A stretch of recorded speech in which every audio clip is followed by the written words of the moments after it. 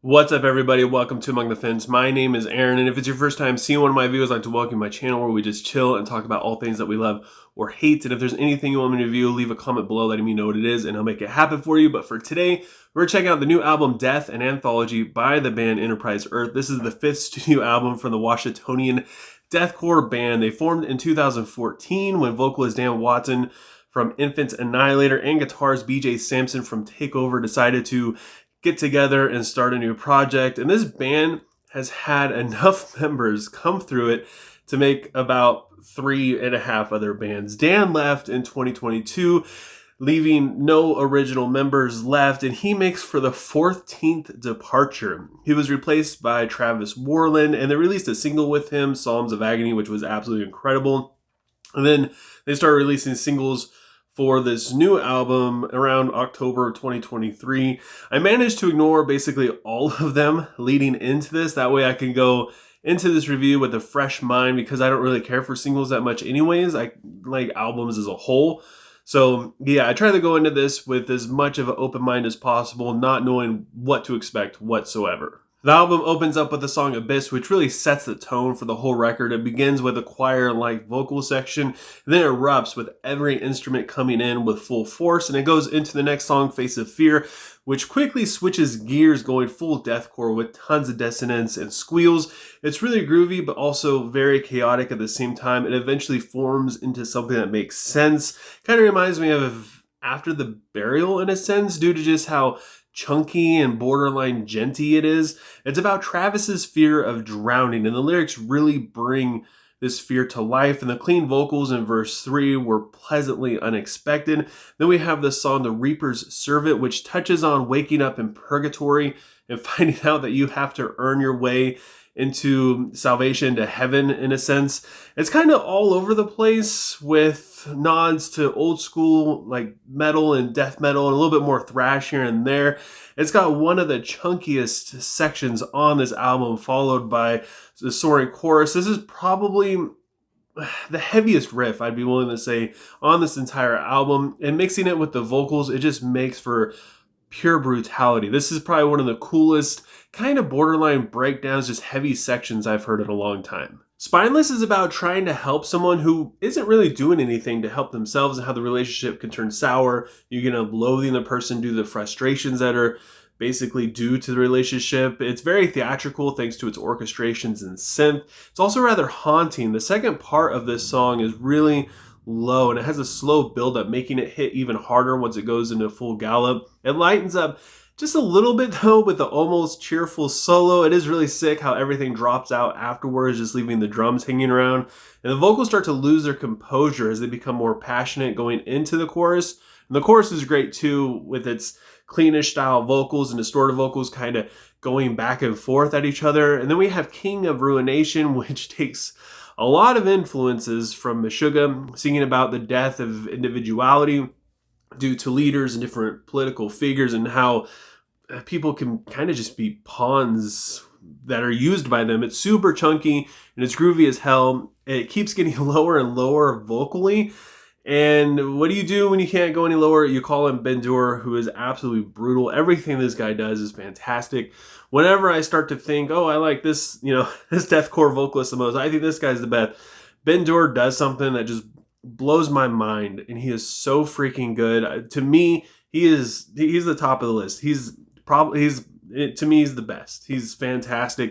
And not only that, but he wrote his entire part to this song, which is super unrelenting, and it's so heavy, it just keeps going and going. Casket of Rust is sadly about the death of a relationship and how destructive it can be, and how that destruction can kind of be carried with you throughout the rest of your life. It's kind of a form of baggage, and this song has so many influences sprinkled all throughout it. You can hear Avenged Sevenfold in the intro and in the verse.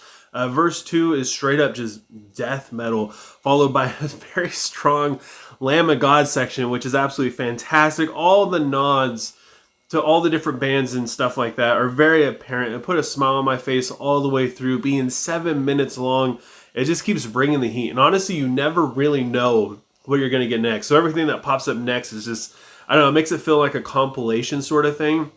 But at the same time, it is still very much Enterprise Earth, We also have the song I Divine, which is, it's kind of creepy, honestly, bordering a sound of like Korn and Deftones in the intro. They said that they weren't really taking themselves too seriously when they were writing the song, but it feels very much the opposite. All the riffs and melodies are super tight. They sound so good. The chorus is very powerful, and the vocals and the lead guitar just completely go off. And the acoustic section in the outro was a really nice touch. Malevolent Force has some tribal chants. It turns straight up thrashy and in your face. This song deals with extreme depression and the cycle of being consumed by your mind and all your toxic thoughts, and the ritualistic chants are very fitting for this. The solo from Wes Haunch from Alluvial was fantastic. He really brings a different vibe to this song and just this whole album. It stands out so much to me. I didn't think, having a guitar player playing a solo on a song would really have that much of an impact. I didn't think it would be that diverse, but it really is. It sounds so good. Then we have Accelerated Demise. This one is just a very psychotic proggy instrumental. It's got fantastic grooves, bouncy melodies. It's got kind of a mystical atmosphere to it as well. I really enjoyed this. I didn't think that I would. The solos and the bass sections really took me back to when I was obsessed with Joe Satriani and Steve Vai. And it even has a little bit of a Van Halen outro to it as well. My favorite song on this album is Blood and Teeth. It goes back to the motif that is found on Casket of Rust. And this one is diving into the topic of trauma and how these wounds and different scars can keep being reopened throughout our lives. The gentle intro is beautiful with clean vocals, and the piano sounds fantastic, completely unexpected. I didn't think that I was going to hear any piano on any of these songs. It is then replaced, though, by a very frantic sounding guitar melody and a metalcore sounding riff and drum section. The vocals are so powerful and so in your face, and the verse is just a fun death metal jam with more crazy guitar parts.